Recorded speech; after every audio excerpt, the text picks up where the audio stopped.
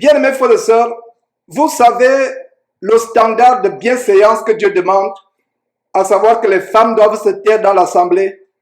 La femme qui prie ou qui prophétise doit se voiler. Et c'est un commandement de Dieu. Et vous savez aussi comment j'ai souvent l'affliction au cœur de savoir que il y a des sœurs qui se trouvent seules, peut-être qui n'ont pas de mari, qui puissent partager leur témoignage ou qui aimeraient partager leur témoignage. C'est pour cela que je vous encourage à nous écrire, soit par WhatsApp, soit, je préfère que vous écrivez même directement par mon numéro de téléphone afin que votre message ne soit pas égaré sur WhatsApp. Je vous encourage, sœurs, vous n'êtes pas moindre. Vous n'êtes pas moindre, ne pensez pas que ces commandements c'est pour rabaisser les sœurs en Christ. Je ne tolérerai jamais, il y a une chose, pour ceux qui me connaissent, il y a une chose que je ne tolérerai jamais, vraiment, qu'un frère manque de respect à une femme, en commençant par sa propre épouse. Je ne le tolérerai jamais. Nous les frères et sœurs, nous devons avoir le plus grand respect par rapport à nos épouses. J'ai eu une merveilleuse mère. Vous m'avez toujours entendu rendre témoignage de ma mère. C'est moi qui lui ai enseigné la parole de Dieu plus tard dans sa vie, dans ses vieux jours. Mais ma maman m'a enseigné la parole de Dieu d'une autre manière, pas son comportement. Donc je rends un grand témoignage de ma mère qui s'est endormie dans le Seigneur, j'en suis persuadé. Elle m'enseignait et elle nous aimait beaucoup. Donc, ayant une relation merveilleuse avec ma mère, ayant eu par la grâce de Dieu une épouse vraiment qui est une bénédiction pour moi, je ne peux pas tolérer qu'un frère manque de respect à son épouse ou traumatise son épouse ou méprise son épouse. Et ces commandements de Dieu ne sont pas pour que vous pensiez seul en Christ que vous êtes moindre. Non, vous n'êtes pas moindre. C'est les commandements de Dieu. Si Dieu dit que la femme doit se taire dans l'assemblée, Dieu sait pourquoi la femme doit se taire dans l'assemblée. Si Dieu voulait que la femme se voile en priant, c'est que la femme doit se voiler. Dieu sait pourquoi. Et d'ailleurs, nous avons un détail. Dieu dit pour les anges. Et pour ceux qui minimisent les femmes, pour ceux qui pensent que les femmes sont moins que rien, je vous annonce une nouvelle qui va vous fortifier.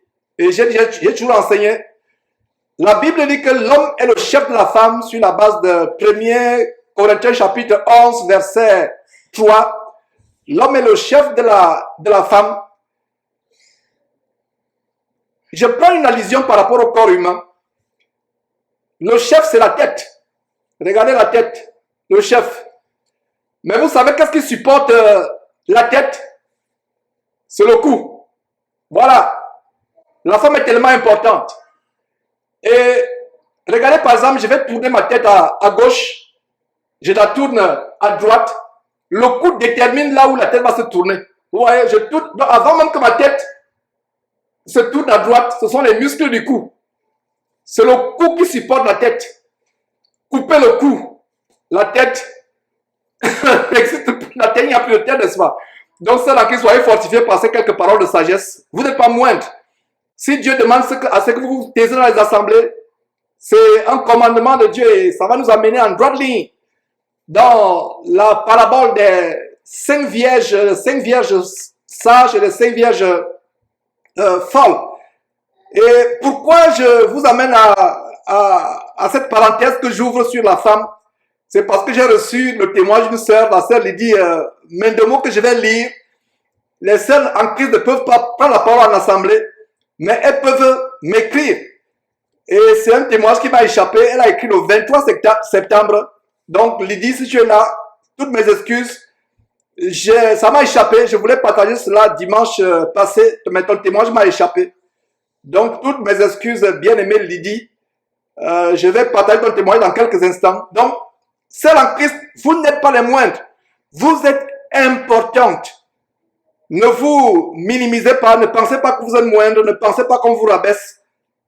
Ne laissez pas les hommes penser que non, on est macho, parce qu'il y a des gens qui enseignent que non, ces hommes qui vous appellent, qui vous amènent à vous taire à l'assemblée, ils vous minimisent, ils veulent marcher sur vous. Et beaucoup de prédicateurs n'aiment pas l'apôtre Paul. On n'aime pas l'apôtre Paul. On dit, il y a les femmes rebelles qui me disent, Georges, C'est pas l'apôtre Paul qui est mort pour moi. C'est Jésus-Christ qui est mort pour moi. Donc laisse-moi suivre Jésus-Christ. Ne me laisse... Et ils ne comprennent pas que vraiment, si tu te rebelles à l'apôtre, au parole de l'apôtre Paul, qui est inspiré par qui? Par Dieu, au travers du Saint-Esprit. Donc soyez encouragés. Donc voilà comment, Lydie, nous commençons la réunion par ton témoignage. Ouais, nous devons élever les sœurs parmi nous. Sœurs, vous êtes importantes. Peut-être qu'une sœur avait besoin d'entendre cette parole de consolation, d'exhortation. Vous êtes tellement importantes. Nous qui sommes mariés, si l'époux fait quelque chose qui n'est pas... Moi, je dis souvent confort. Je sais que tu comprends très bien cette parole qui dit que tu dois être soumise à ton mari, mais je t'en supplie. Je suis ton frère en Christ. D'abord, avant d'être ton mari. Si tu vois que je m'égare, fais-le-moi savoir. Peut-être que je peux être aveuglé. C'est pour ça qu'il faut écouter les conseils. J'ai commencé cet enseignement en disant, frère, ne méprisez pas vos femmes. Les gens pensent que la femme, parce qu'elle peut enseigner, ne peut pas avoir les visions. La seule chose que Dieu dit que la femme peut faire, c'est enseigner. La femme peut guérir un malade. La femme peut parler en langue et prophétiser. La femme peut faire des miracles. Elle peut tout faire. Elle peut avoir des visions. Elle peut tout faire. Allez lire Joël chapitre 2 ou Actes chapitre 2. La femme, vos filles prophétisent. Elle peut prophétiser. Mais elle ne peut pas enseigner. Elle ne peut pas. Elle doit se tenir ensemble. Il y a les règles pour la femme. Mais elle peut tout faire. L'un des plus grands conseils que j'ai reçus, venant des frères et sœurs, ça venait des frères avec qui j'ai pris, mais certains venaient aussi de confort. J'examine, bien entendu. J'examine, je dis non, elle a raison, bibliquement parlant. Elle observe, elle dit non. Nous ne sommes pas orgueilleux. Je le dis encore, les frères et surtout, nous qui sommes d'origine africaine, faisons attention parce que nous ne nous mentons pas, frères d'origine africaine. On a vécu dans un environnement où la femme est de second rang. C'est pas cela. Et les gens sont un peu confus. Ils pensent que c'est exactement ce que je suis en train de faire en enseignant que la femme doit être soumise. Non, c'est pas une soumission d'esclavage. C'est pas une soumission de marcher comme elle devient maintenant une serpillère ou un torchon. Non. Elle est là. Et une femme qui, je vous assure, une femme qui est soumise à son mari est élevée par son mari, est honorée. La Bible dit d'honorer Dieu. La Bible dit d'honorer le roi. Est-ce que vous savez qu'il y a un verset où la Bible dit d'honorer les femmes? Savez-vous? La Bible dit d'honorer Dieu. Le mot honorer. Mes frères et sœurs. La Bible dit d'honorer 1 Pierre chapitre 3. Vous voyez? Éphésiens chapitre 5 nous parle des devoirs de l'homme par rapport à aimer la femme. Il y a Colossiens chapitre 3, Éphésiens chapitre 5, Colossiens chapitre 3, et 1 Pierre chapitre 3, justement. Ah voilà.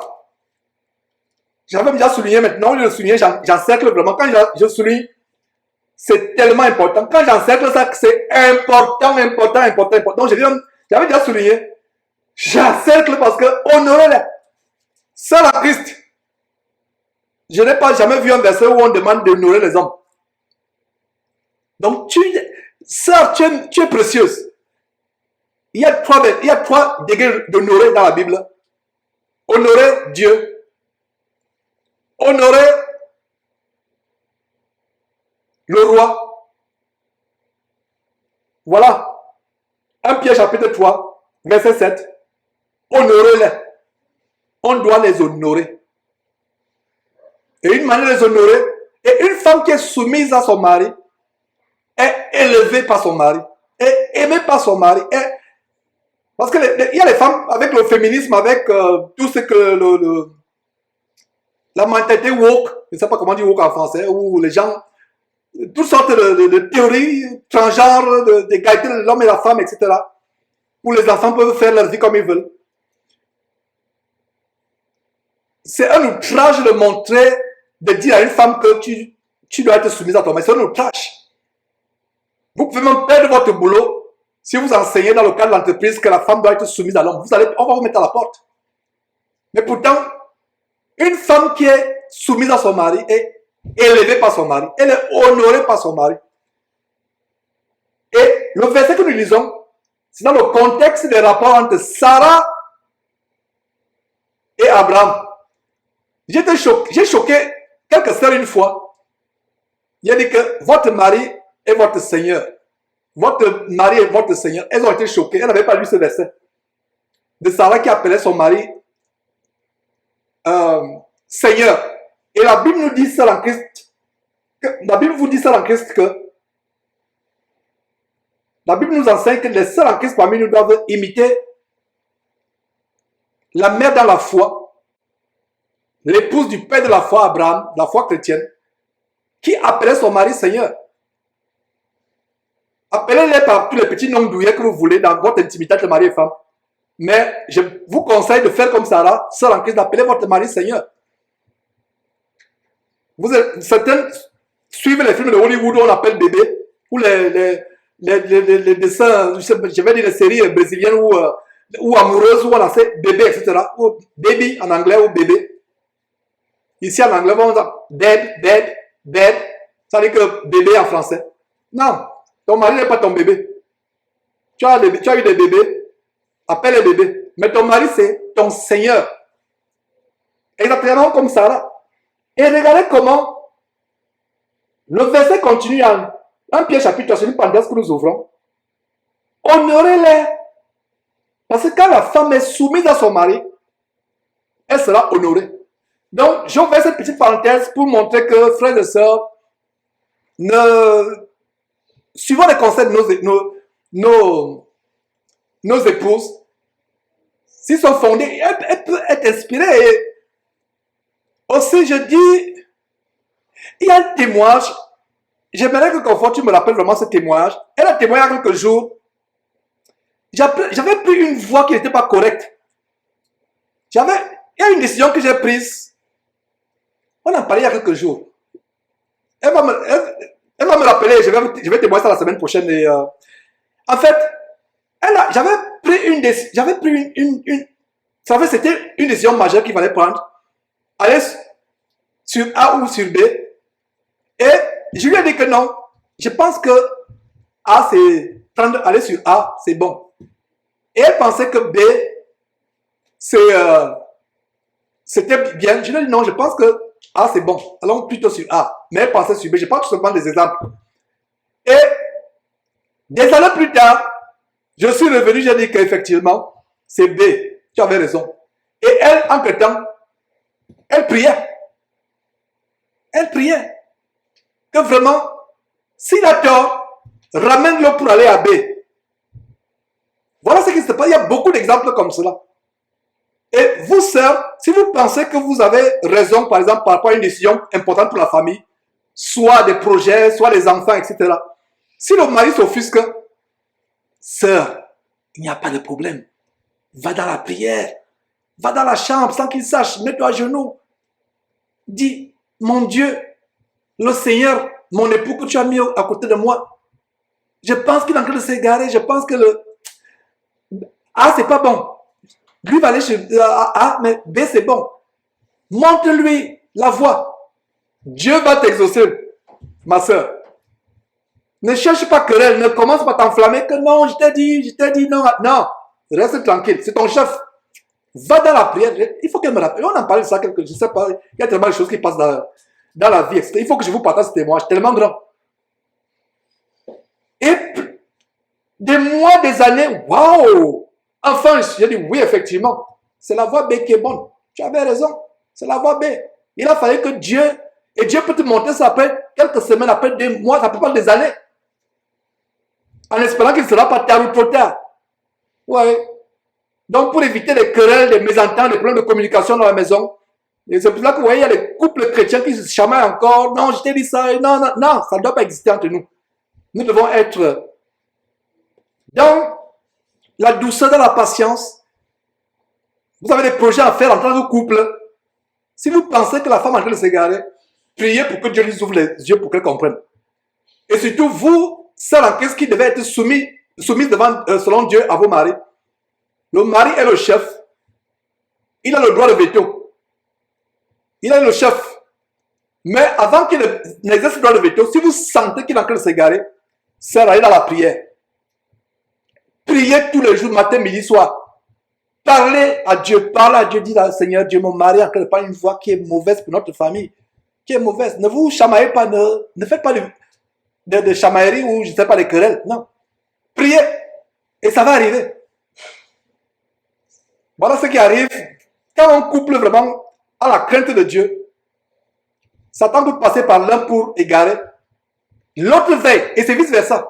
Ça ne va pas arriver que c'est la femme qui pense que non, cette voix-là n'est pas. Vous priez ensemble. Vous priez ensemble. Voilà les conseils aussi que nous donnons.